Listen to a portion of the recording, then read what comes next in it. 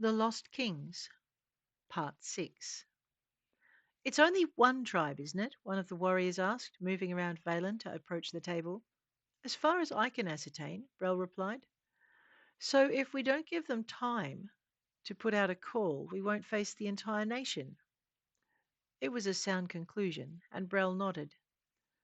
Then here is what I propose we do. Durea craned forward as another of the warriors lifted a scroll from one of the shelves along the rear wall and spread it on the table.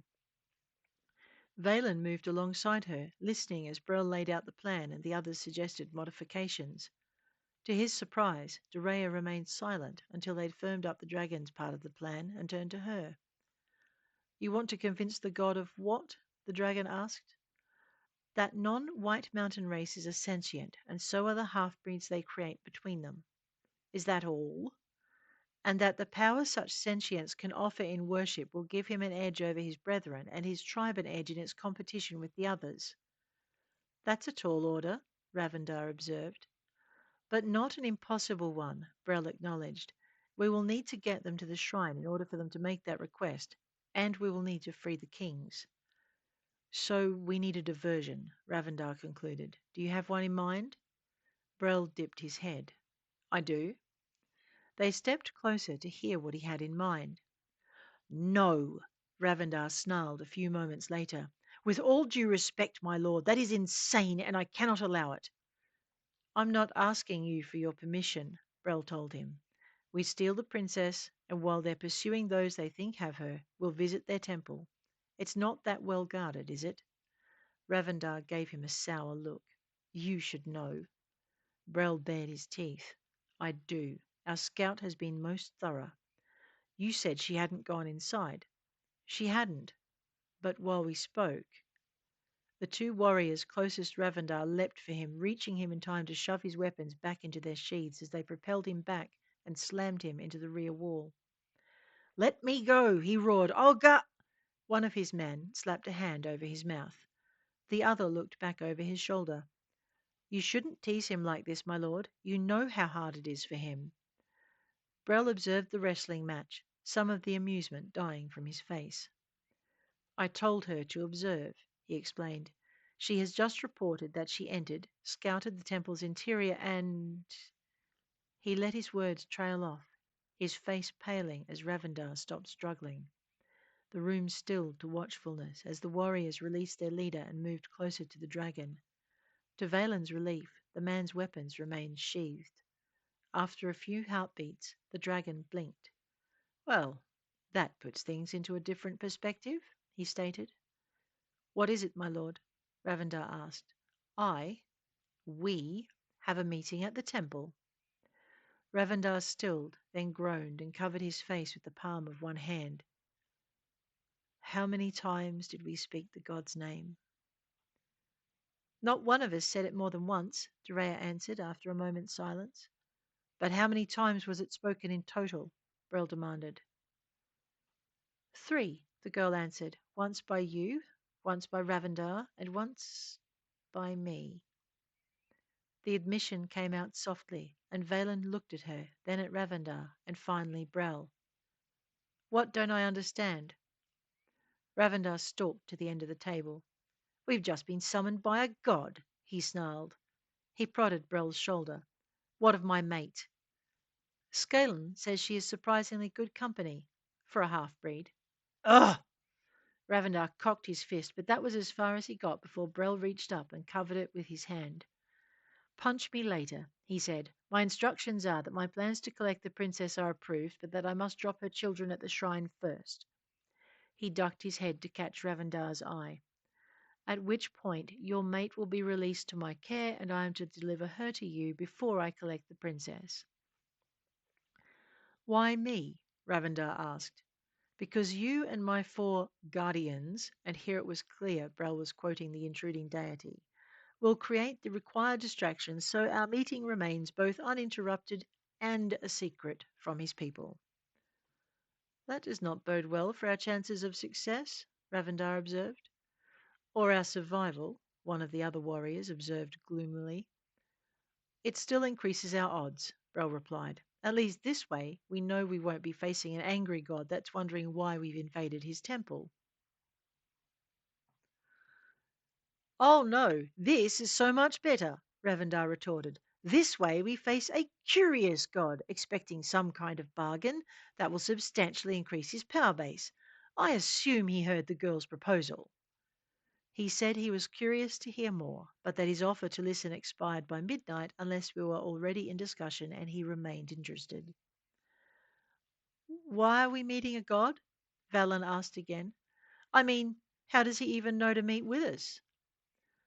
We said his name 3 times in a single conversation, Dorea explained. At Valen's blank look, she continued in exasperation. You do that, and you have a chance the deity in question is going to hear you and pay attention. And I'm guessing, given his followers' interest in this area, the chances were greater than usual. Ravendar headed for the door. I'm guessing his offer to return my life mate expires at midnight also, the man snapped, opening the door. Shall we? Brell followed.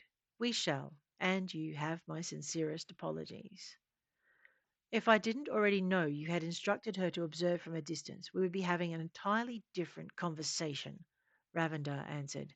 Since you did, all I ask is you get us there quickly. Agreed, the dragon answered, surging ahead of the warrior and tearing open another door, which led to a winding set of stairs. He glanced at Dorea and Valen. Explanations will have to wait. This way. A short climb later, and they stood on a small plateau pocketed in the side of the mountain. The city's lights flickered in the distance, as did the lights on the ships sailing toward port. Do you think the god will be able to call his people off? Valen asked, worried for the people who'd raised him. He's not much of a god if he can't, Ravendar retorted. And I'll tell him you said that, shall I? Brel asked. If he's already writing your mind, he already knows, Ravendar stated. And given he is a White Mountains deity, he probably agrees. Brel walked to the center of the plateau and morphed to his dragon form. Let's go, he ordered. Valen and Dorea will mount last, as they'll need to dismount first. And Dorea, I need to speak mind to mind. Agreed, the girl said, watching as Ravendar guided each of his men into position on the dragon's back before seating himself. She waved Valen over. I'll go last. Valen wanted to argue that he couldn't allow her to do that, but the look in her eye warned him against it. There really was no arguing with her when she was in this kind of mood. No sooner had she settled in front of him than Brel moved to the edge of the plateau and threw himself into the air. Dorea wrapped her arms around the spine in front of her and pressed her forehead against it. Valen didn't blame her. He wanted to do the same. Instead, he had to rely on the grip he had with his thighs, and Brel not making any sudden moves. He hoped they didn't run into any cannons in the mountains. Or ballistae, Brel put in, giving him the image of an oversized crossbow.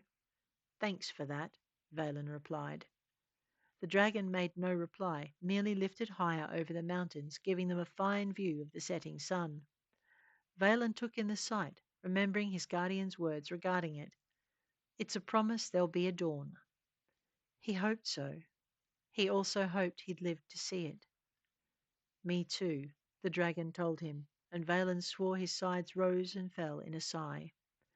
All too soon they were getting ready to land, dropping swiftly between mountain peaks and descending into shadow. Valen hoped they'd live to see the light again. Light enough for you? The intruding voice did not belong to Brel. Valen had a suspicion he knew who it was, but he didn't want to find out he was right. You do know it's rude to ignore a god, don't you? The voice persisted, and Valen swallowed against the sudden dryness in his throat. I did not mean to ignore you, Valen admitted. I just did not know what to say. The god laughed. You are fortunate I need your sister's aid, it said, or I would take pleasure in watching them flay your flesh and strip the muscle from your bones, half-breed. Get out, Valen snarled, his blood heating in response to the deity's presence. And I suppose you have the means to— Ravendar, the boy! Brel roared, dropping the last 10 feet to land on the temple's porch. The warrior lost no time in dealing with the threat, or he would have if Valen hadn't leapt from Brel's back and headed for the temple doors, drawing his blades as he went. Durea followed, shouting, "Duck!" to the young woman emerging from the temple's atrium. The woman threw herself to one side as Valan stormed past, tucking into a roll that carried her to where Brel was waiting. It might have carried her over the mountain's edge, but the dragon thrust out a forepaw and caught her before she rolled past. "Take care, little sister," he admonished her, lifting her and placing her beside the shoulder furthest from the drop. Valan didn't feel the dragon's careful touch as it tried to reach his mind, nor did he hear its farewell to his sister as it lifted into the sky. "Make your barter with care," it admonished as it fled to its next destination. Valan didn't hear, and he didn't care. The rage had taken him, and all he wanted was to find the source of the voice that had tried to dominate his mind, and then he intended to destroy it. He also didn't know of the deity's frustration when it tried the same trick with Durea and discovered it could not enter her head. It spoke out loud instead. "I must say, wizardess, your companion is—" "Of Northman extraction," the girl replied tartly. "I don't know what you tried, but you triggered the rage." "Rage?" Durea scowled. "You're a deity, not stupid," she tartly replied, "and I'm darn sure you're aware of a Northman's temper and what triggers it. Your people will have come across them often enough." "My people? No, but I believe the tribes above us might have. Truth be told, beyond this one's father, this is the first time I've met one. Please follow. He has almost reached the shrine." Durea cursed softly under her breath, using one of the more colourful variants involving sea serpents, mermaids, and 10 unfortunate sailors that she'd learnt from her time on the docks. "An interesting idea," the deity observed. "I may have to try it." Durea paled and promptly decided against asking the deity not to. She jolted into a sprint and caught up with Valan just as he reached the shrine. Fortunately, Scanlan had already had the kings brought. Ignoring them, Valan headed straight for the altar. "Free me," the nearest king commanded. His white blonde hair was pulled into a warrior's plait, and he looked almost identical to Brel's human form, but there the semblance ended. This man was older, his face full of crags and furrows, his brows bushy, his beard unkempt, his eyes a startling crystalline grey, just like Valen's. "Free me," he repeated, "before my son does something unforgivable." Durea hurried forward, almost undone by the sight of the forest elf watching her silently from beside the Northman. At her glance he managed an almost smile, but said nothing, and Durea's breath caught. That smile was so like the one she saw in the mirror, and his eyes, green as the forest depths and flecked with gold, so like her own. Pushing away the urge to turn and free him instead, she drew her belt dagger and cut the Northman's rope first. He wasted no time but dived toward his son, knocking Valan from his feet and pinning him bodily to the ground. When that was not enough to snap the boy out of it, he pulled back a hand. "Sorry, boy." Durea winced at the crack that echoed around the chamber and surveyed the other 4 men set before the altar. Before the god could tell her to do otherwise, she'd drawn her dagger and moved to the elf. She didn't dare look at him, but her hands trembled as she cut the ropes binding his arms behind his back. When his bonds fell free, she left him to deal with the ropes binding his feet and moved to the next man, one whose blue skin and elvish features marked him a sea elf.